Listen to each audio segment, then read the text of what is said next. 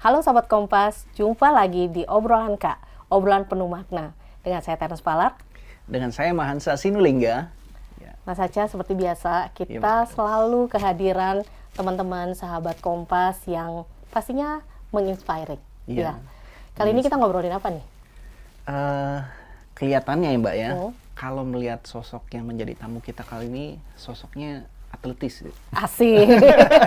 Ya. Saya menduga ini pasti dari latar belakang olahraga ya, atau punya hubungannya dengan olahraga. Oke. Halo, siapa Mbak? Mas Yunas, apa kabar? Apa kabar? Baik. Asik. Alhamdulillah. Ketemu lagi kita ya. Ketemu lagi, teman lama, reuni ya. Mas Yunas Miradiarsyah ya. Ya. Mas Yunas sekarang ini sebagai direktur utama dari IBL ya. IBL. Mungkin bisa diceritakan Mas kegiatannya sekarang.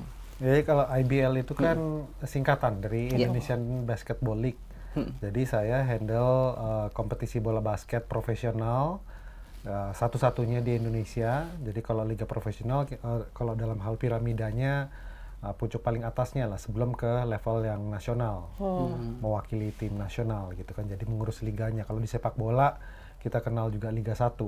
Nah di basket tuh IBL. Nah sekarang lagi berjalan musimnya. Saya kebetulan dipercaya menangani ini sejak tahun 2019. Jadi ini musimnya kelima.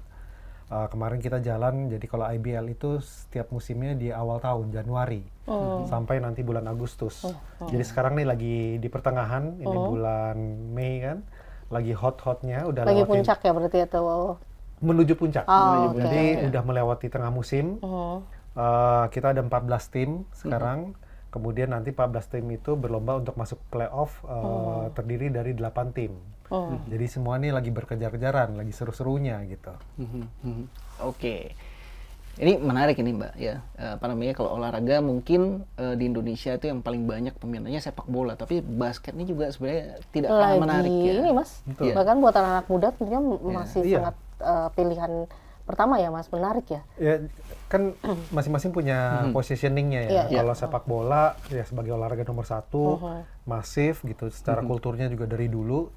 Kemudian kalau basket memang dikenal olahraga anak muda, kemudian lebih banyak di perkotaan gitu ya. Kalau di sekolah-sekolah lapangannya lapangan basket. Jadi ya masing-masing punya pembeda lah antar olahraganya. Dan benar tadi sedang sangat berkembang. Bahkan saya kebetulan ngikutin olahraga bola basket dulu, sempat main juga dari kecil.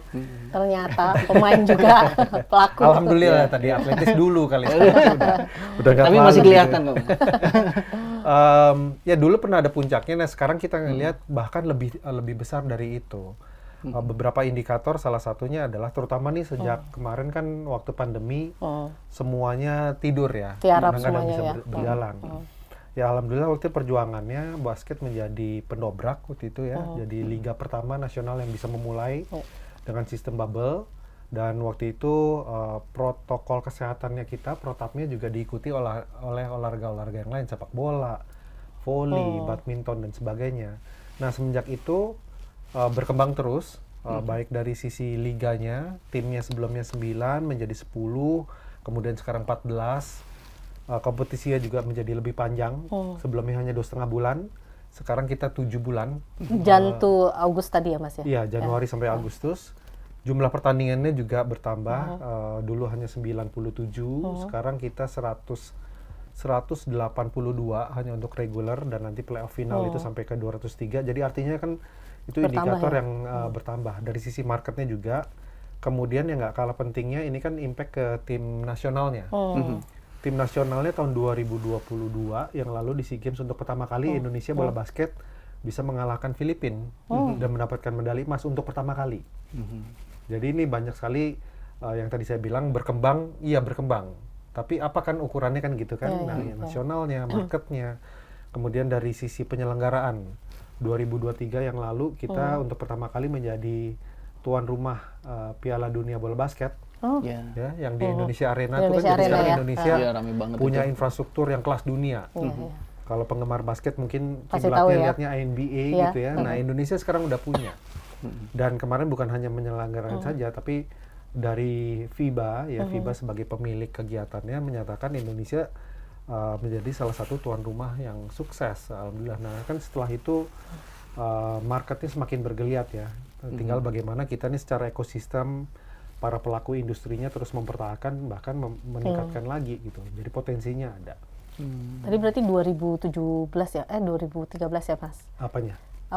Startingnya ya? Kalau liganya sendiri, IBL itu sudah dari 2003. 2003. Jadi sudah 21 tahun hari ini. Tapi pengelolaan liga ini kan dilakukan oleh PT. Kebetulan kami menangani ini sejak 2017 secara PT-nya. Nah saya di poinnya 2019. Oke, Mas Junas, menarik ini.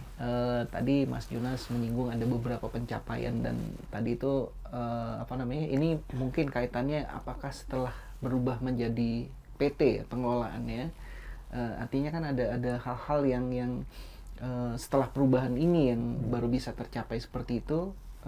Apa yang membedakan sebelum dan sesudah menjadi PT, Mas? Jadi kan kalau misalnya di olahraga itu semuanya ada di tangan federasi. Ya, setiap olahraga kan ada federasinya, di mana salah satunya turunannya adalah federasi memiliki tanggung jawab untuk melaksanakan pertandingan level kompetisi di berbagai umur dan salah satunya profesional. Nah, memang liganya sudah ada dari tahun 2003, tetapi pada waktu itu berganti-ganti ya, yang melaksanakan. Nah, kami waktu itu sejak tahun 2017 ketika ditunjuk oleh Perbasi sebagai federasinya dan bisa melakukan kerjasama secara jangka panjang. Jadi waktu kita bisa bekerja secara jangka panjang kan itu udah mikirin blueprint gitu kan, mikirin milestone 5 tahun, 10 tahun dan seterusnya. Nah dari situlah seperti yang membangun PT ya, jadi secara aspek di luar kompetisi kan kalau orang melihat olahraga itu hanya pertandingannya saja, tapi kalau mengelola industri itu manajemen padahal banyak aspek, bagaimana tiketingnya meningkat, gimana fansnya meningkat, merchandisingnya meningkat. Nah aspek itulah yang kita pikirkan secara PT, secara bisnis. Ya alhamdulillah dari perjalanan kita waktu itu saya pribadi 2019, memang setelah 2019 kena pandemi waktu itu, stop semuanya kan. Ya kembali karena kita sudah punya perencanaan, ya bagaimana kita terus mengejar perencanaan itu. Nah terjadilah kalau kita lihat sekarang tahun 2024, apa yang kita lakukan mulai 2020, 2021, 2023, tadi yang saya sampaikan indikator itulah yang kita rencanakan pada saat itu. Dan tentunya masih panjang lagi nih mimpinya ke depan gitu kan. Kalau disebut PT itu berarti ada target-target bisnis juga barangkali. Pasti seperti PT ya revenue-nya tetap ya. Tetap sama, pendapatannya, bisnisnya, profitnya seperti dengan layaknya PT atau perusahaan pada umumnya itu sama dikelola seperti itu. Bisnis makanya juga ya makanya kompetisi ya kompetisi ini kan kalau di olahraga sebagai produknya. Ya kalau misalnya ya gelas gitulah itu kan produknya, gimana memasarkannya, gimana target market yang tepat, gimana kemudian dikembangkan gelas apa gitu ya, inovasinya sama seperti kita juga di olahraga. Makanya tadi kan secara periode semakin panjang karena itu yang kita inginkan. Dari aspek komersialnya kalau lebih panjang buat sponsor lebih senang. Asik. Gitu kan. Kenapa jumlah pertandingan itu menjadi bertambah, harus kita tambah karena semakin banyak pertandingannya semakin banyak exposure kan. Untuk siapa? Bukan untuk kita sebagai pengelolanya, tapi kan olahraga itu bisnisnya ada di sponsor, kemudian ada di tiketing, ada di fans, ya, di audiensnya juga ya. Audiensnya, jadi itulah yang kita lakukan. Berarti ini terkait udah bicara ke strategi tadi ya, terkait inovasi. Tentunya kan tadi Mas Junas sempat menyinggung mengenai audiensnya. Otomatis untuk membangun minat itu kan pasti punya cara-cara tersendiri ya. Itu ada langkah-langkah khusus gak sih yang dilakukan oleh IBL? Strategi ya. Strategi. Ya kembali tadi kan sebagai perusahaan melakukan pemetaan strategi market yang tepat untuk bola basket. Ada kita sebut first tier marketnya siapa, second marketnya siapa. Kalau bola basket kan olahraga lebih dinamis, muda gitu. Jadi itulah core market kita. Waktu kita bicara anak muda, maka cara approach-nya juga beda kan. Penggunaan sosial media. Ya, kemudian penetrasi lewat digital, bagaimana sosial media, Instagram, TikTok, website, kemudian inovasi dan teknologi yang digunakan itu kita terapkan. Kenapa harus agresif? Karena yaitu target utama kita kan di anak muda. Ya. Dan persaingannya kan juga tidak mudah ya, karena anak muda banyak aktivitasnya. Dan olahraga itu kan bisa dilihat juga waktu kita membangun sports management, artinya juga membangun sportainment. Nah, kita ada di dalam sebuah lingkup hiburan, dunia hiburan. Jadi bukan dunia olahraganya aja, bagaimana olahraga itu sebagai kompetisinya menarik, kompetitif levelnya tinggi, tapi sebagai hiburan, orang datangnya nyaman, kemudian menarik untuk weekend mau nonton basket sebagai tontonan menarik gitu ya. Itu tantangannya. Eksklusif gak sih Mas? Ada Apa, kesan basket? itu? Ya. Ya mungkin nih ya, kan kita juga dengar olahraga bola basket tuh seolah-olah di Milik, atas. ya. Sebetulnya nggak juga. Oh. Kuncinya olahraga itu kan semua sports is all about relevansi. Oke. Kalau dia relevan, dia main, kemudian dia suka, kemudian dia keterusan dan selanjutnya. Kenapa ada persepsi itu? Mungkin dulunya olahraga bola basket itu kan lapangannya, kita bicara infrastruktur khas ya. Jadi mainnya basket itu nggak bisa dimainin di lapangan bola, nggak bisa dimainin lapangan badminton gitu ya. Harus ada ringnya, permukaannya harus rata, ukurannya harus dan sebagainya gitu ya. Kalau olahraga yang lain misalnya sepak bola mungkin lebih mudah. Ya, ada lapangan dikit atau di area yang ada sedikit kita bikin garis, bikin gawang kecil mungkin bisa jadi dilakuin ya. Badminton mungkin di lapangan rumah atau di garasi itu mungkin bisa. Kalau basket kan harus ada ringnya. Kemudian kalau miring sedikit nggak bisa karena dia harus rata. Dan rumput mungkin susah karena kan harus mantul ya. Sehingga keterbatasan infrastruktur itu menjadi tantangan pada saat itu. Nah sekarang semakin banyak nih kalau kita lihat di pedalaman-pedalaman makin banyak lapangan basket di perumahan, di kompleks. Nah itu bagus buat kita karena semakin banyak lapangannya, semakin banyak yang relate atau relevan tadi, makin banyak yang suka, makin banyak yang main, banyak yang nonton, dan itu kan akan bertambah terus seiring dengan waktu, seiring dengan generasinya gitu. Jadi kalau eksklusif menurut saya seharusnya enggak. Memang ada tantangan di itu, karena semua bisa main kok. Gitu. Di sekolah-sekolah apalagi ya. Karena apalagi. ya segmen anak muda itu cukup relevan ya dengan aktivitas basket ya. Kalau dari IBL ada program-programnya juga ya, untuk bisa memperkenalkan atau lebih mempopulerkan lagi basket di kalangan anak muda ya. Ada. Jadi tadi kan kita baru bicara dari aspek kompetisi ya, Januari sampai bulan Agustus. Tapi setelah Agustus sampai Desember, ya ini kembali tadi kan bagaimana kita juga di basket itu secara komersialnya juga appeal ya, untuk sponsor. Jadi untuk mitra kita itu nggak hanya untuk di seasonnya aja, kita sebut season itu kompetisi, tapi di luar itu kita juga bikin kegiatan. Contohnya apa? Tadi bicara infrastruktur, kita ada program CSR dengan salah satu partner kita, di mana setelah kompetisi ini selesai, kita kembali lagi ke komunitas, ya kembali lagi ke masyarakat, ke sosial, untuk perbaikan lapangan. Kan banyak nih misalnya punya lapangan di kompleks, punya lapangan di lingkungannya udah rusak. Nah kita bekerja sama dengan salah satu mitra kita untuk memperbaiki fasilitas. Karena makin banyak yang diperbaiki, makin bagus kan, makin banyak yang main. Tahun ini kita rencana, ini udah 3 tahun berjalan, tahun ini akan 75 lapangan, tahun depan akan berkembang lagi menjadi 100 di beberapa kota besar di Indonesia. Nah itu salah satu yang kita lakukan untuk tadi memasyarakatkan. Kembali lagi ke ini Kembali ya. lagi masyarakat. Ya. Kemudian ada juga program kita kalau misalnya bola basket itu atau pertandingan olahraga kan kita minta penonton itu datang ke stadion. Tapi kita ada program 3 lawan 3 yang mainnya di mall, 3 on 3. Jadi ini konsep datang ke masyarakat. Lifestyle Gitu. Jadi banyaklah kegiatan inovasi tadi ya, kalau di anak muda kita bikin itu, kemudian kita bikin juga e-sports turnamen, sekarang eranya digital. Ada e-sports kan lagi booming juga. Kita juga punya bikin kegiatan e-sports tapi main bola basket, main pertandingan basket. Gitu.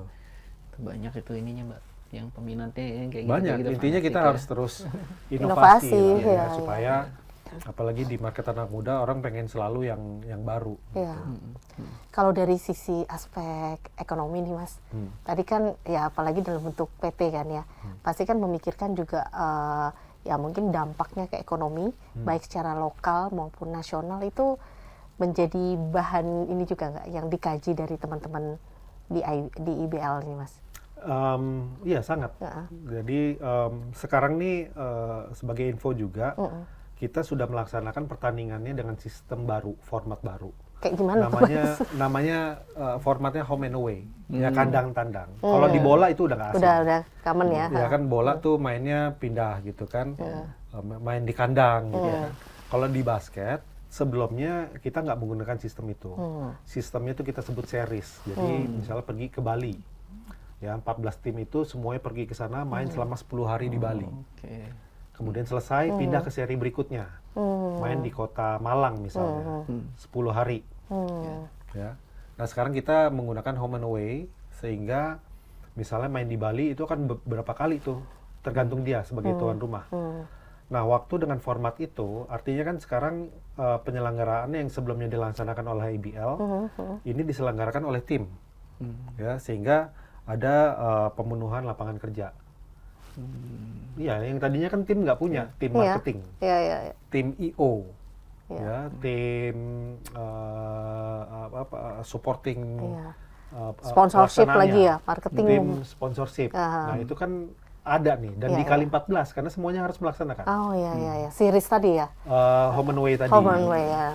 Ya kemudian juga dengan itu perlu ada keterlibatan UMKM setempat. Waktu menyelenggarakan kegiatan di Bali misalnya, ada pertandingan home game. Kan nggak hanya pertandingannya aja, orang pengen makan. Oh, jadi kayak exhibition jadi gitu ada ya, Mas? kayak UMKM lagi di sekitarnya. Kemudian ya itulah skala ekonominya bukan hanya kita sebagai pendapatan liga, tapi pendapatan kepada klub juga kita bangun. Pendapatan kepada ekosistem sekitarnya, merchandising, makanan, sektor UMKM itu juga dibangun. Gitu. Itu makanya tadi kita mulai tahun ini IBL sudah menggunakan format home and away yang sebelumnya kita nggak lakukan. Itu juga kaitannya sama ini barangkali Mas ya. Kalau bola itu kan biasanya fan base ya. Maksudnya misalnya di satu kota kan dia kan pasti akan mendukung klub kota itu gitu ya. Dan kalau dengan home away ini kan ya itu kan membangun itu juga ya. Sama persis. Jadi olahraga itu kan fanatisme ya. Jadi Bali itu kan kita ada tim dari Bali namanya Bali United. Kebetulan tim bola juga. Juga ada ya. Tim basket. Jadi akan main di sana. Mudah-mudahan semakin sering fanatismenya tumbuh. Kita ada di Tangerang, ada di Jakarta, Bogor, Medan, Bandung, Jogja, Semarang. Nah, itu kan masing-masing kalau itu dikelola terus dikembangkan oleh bukan hanya kita sebagai liga, tapi oleh timnya, ya kan fanatismenya gitu. Sama seperti bola, hanya sepak bola kan sudah melakukan lebih dulu. Gitu. Kalau ininya gimana tuh Mas? Mau nggak mau kan harus ada ini ya, pencarian bibit baru, regenerasi pemain. Nah itu apa yang dilakukan oleh IBL? Itu kan pasti mungkin apakah lebih banyak di klub yang untuk mencari bibit baru atau IBL juga ada porsinya juga untuk membantu itu? Nah kalau kita kan IBL tuh sebagai operator liganya, regulator liganya. Jadi kita tidak mencari secara langsung, tapi kita membuat regulasi, membuat format bagaimana supaya tim-tim itu bisa berkembang dalam hal pembibitan. Siapa yang mencari dari timnya? Jadi sekarang misalnya tim asal Bali, tim asal Bandung itu dia bisa mencari bibit dari lokal talentnya secara langsung untuk nanti kemudian hari dia bermain di level profesional. Nah ketika dia profesional kita lah yang bikin aturannya. Ketika dia bertanding dengan format, dengan jangka durasi pertandingan, kompetisi yang semakin baik gitu ya, nanti ujung-ujungnya kan ke nasional. Nah itulah yang kita lakukan. Contoh lain juga tadi bicara pembibitan. Bagaimana kompetisinya juga semakin menarik, semakin meningkat. Kita menggunakan pemain asing. Pemain asing itu kan ada dua ya. Satu supaya secara kompetisinya semakin menarik, tetapi lokal talent kita juga bisa belajar. Level up ya. Level up, transfer ilmu ya. gitu. Transfer knowledge lah ya. Tahun ini juga menarik ya, di mana Kita tahu NBA gitu ya sebagai kiblatnya basket. Tahun ini di IBL itu ada 8 mantan pemain NBA. Belum pernah terjadi sebelumnya. Nah, itu kenapa bisa terjadi? Ya karena format yang kita buat, aturan yang kita buat sehingga tim-tim itu bisa mencari talent yang terbaik baik dari lokal maupun dari internasional. Naturalisasi tadi ya. Ada naturalisasi Sasi lagi. juga. Ya. Kalau konteksnya ini ya Mas, pasti kan mencari pembanding kan, mencari referensi juga dari beberapa mungkin di negara lain gitu ya. Nah, dalam konteksnya sport management, landscape sport management, itu tren kedepannya seperti apa nih Mas?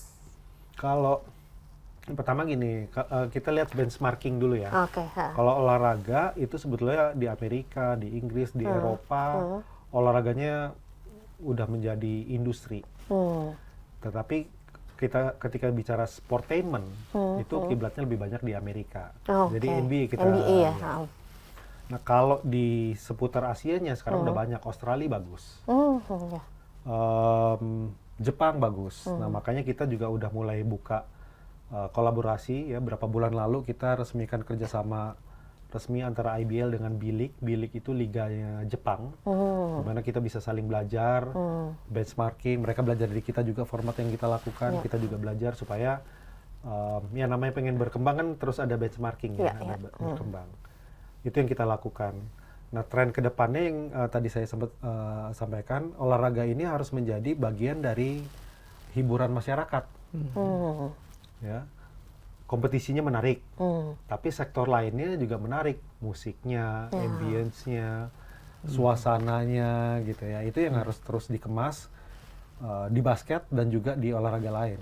Jadi kalau misalnya semua olahraga lain melakukan atau menerapkan sportainment itu, bahwa olahraga itu menjadi bagian dari industri hiburan, nah paradigma kan kalau di tadi negara-negara yang maju tuh udah weekend tuh nonton olahraga gitu, ya nonton pertandingan karena buat hiburan keluarga, hiburan sama Udah dijadiin teman-teman, agenda ya, Mas, udah ya? dijadikan agenda. Nah, kalau semua olahraga di Indonesia menerapkan mindset itu, apalagi kan kalau kita lihat skala ekonomi secara makronya ya, Indonesia nanti akan GDP-nya naik, kemudian middle income-nya akan naik. Yang dicari selanjutnya apa? Sektor hiburan. Nah, olahraga harus ada di dalam situ. Gitu. Ini apa namanya? Ya pastinya kedepannya harus seperti itu ya biar berkembang ya. Ini dan udah mulai terjadi sekarang, udah mulai orang-orang udah mulai menikmati nonton bola, nonton basket, ya, nonton volley. Weekend itu udah bisa jadi salah satu agenda Nah, ya. itu kan bagus untuk semuanya gitu. Tinggal bagaimana setiap olahraga ini quote unquote bersaing dengan produknya masing-masing gitu. Karena pasarnya kan beda-beda. Kalau tadi pasar anak muda yang tadi sempat ditanyakan Mas Aca, Mas Junas punya ini nggak, punya apa ya tips atau apa untuk bisa mengajak mereka untuk lebih bisa terlibat lagi, karena kan sebenarnya profesinya jadi lebih banyak ya tadi ya, ruang-ruangnya gitu. Betul. Ya, IO, sportainment gitu ya. Nah, kira-kira apa Mas yang bisa dipesankan buat mereka nih? Mungkin ada dua hal ya. Yang pertama sebagai penikmat. Ya, kita menarik anak muda sebagai penikmat. Ya, caranya ya kita bagaimana melakukan di sosial media, karena anak muda banyak di sosial media, kemudian mengangkat tentang pemain-pemain supaya mereka bisa lebih appeal lagi. Buat yang suka basket, aksi-aksi mereka. Buat yang nggak terlalu into dengan basket, mungkin mengenalkan secara humanisnya, koleksi sepatunya kali, kehidupan sehari-harinya, kehidupan pribadinya, supaya mereka lebih kenal kan. Kan kuncinya di relevansi, makanya penggunaan tadi sosial media untuk penikmat. Kemudian yang kedua untuk pelaku. Jadi untuk anak-anak muda sekarang kan apalagi yang kuliah kemudian nanti mencari industri apa ya yang menarik ya. Ada e-commerce, ada banking, ada media, ada juga olahraga. Nah, olahraga harus sudah bisa dilihat bahwa ini menjadi profesi di kemudian hari yang cukup menjanjikan karena banyak sektor di dalam olahraga. Ya, mungkin yang belum tahu olahraga, kompetisi, saya nggak ngerti kompetisi, padahal di dalamnya ada bicara hospitality. Ya, kita perlu ilmu hospitality. Kemudian media, kita perlu ilmu sosial media. Ya, PR, media, digital, teknologi.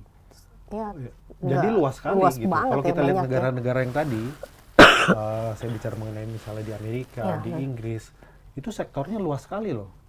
pengembangan teknologi, pengembangan sosial media, dan sudah pasti perlu talenta-talenta kan. Inovasi baru inovasi yang, itu kan perlu dari anak-anak muda tuh. Dan sekarang kalau kita lihat banyak kampus-kampus atau universitas yang sudah ada jurusan sports management. Udah ada yang jurusan event management. Nah, itu bagus untuk kita sebagai ini ya, sebagai pelaku industri olahraga. Ya, butuh banyak ide kreatif juga ya. Ternyata Ide karena kreatif banyak juga. ya Aspeknya aspek yang banyak bisa dikulik ternyata, ya. Iya betul, desain, kreatif kan. Tadi bicara gimana appeal di anak muda, berarti kan pendekatannya harus kreatif kan. Gitu. Cara mengkomunikasikannya juga nggak sederhana itu kan, pasti Iya. perlu kreativitas sih pastinya. Betul. Dan kita membutuhkan itu anak-anak muda yang jiwanya masih fresh ya, eksplorasinya masih banyak, masih luas ide-idenya. Oke, Mbak Terence. Kayaknya banyak yang mesti kita kulik lagi gitu ya, tapi emang kadang-kadang waktu juga nggak bisa ini nih sama apa ya, mau nggak mau nih Mas Junas bisa the next-nya kita panggil lagi, jangan Bang aja. Ya, boleh dengan senang hati. Mungkin nextnya kita harus ini juga ajak Sama siapa pemain nih? juga. Pemainnya Iya dong, juga, ya bisa kan ya dong. Mas ya? Bisa. Dengan senang hati. Nanti kita ajak juga. Oke. Oke. Oke.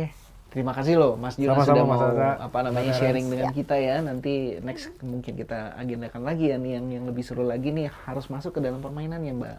Kelihatannya nggak cukup sampai di sini. Kita udah nih. bicara industrinya. Ini kan industrinya. The next-nya kita bisa bicara Makin banyak dasar. bicara basket, makin bagus. Iya. Makin banyak. Ya oke, sahabat Kompas, ini yang kita perlu dukung juga ya. Bukan cuman kita bicara permainan basketnya, tapi ini juga sudah menjadi satu industri yang sebenarnya menarik dan membuka banyak peluang juga ya. Mau dari sebagai tontonan dia menarik, tapi juga dia ada peluang-peluang lain ya buat generasi muda juga untuk bisa terlibat di dalamnya. Ya, dan sahabat Kompas, tentunya obrolan Kak pasti juga akan kedatangan tamu-tamu yang seperti Mas Junas ini yang bisa menginspiring buat sahabat Kompas. Dan kali ini kita bisa akhiri obrolan Kak hari ini untuk tetap ikuti episode-episode berikutnya. Dengan saya Terence Palar. Dengan saya Mansa Sinulinga. Dan tamu kita Junas Junas Miradiasya Miradiasa. dari IBL. Thank you. Sekali lagi waktunya Mbak Terence, Mas Aca. Oke, terima kasih. Sampai ketemu sahabat Kompas dalam episode-episode berikutnya. bye-bye.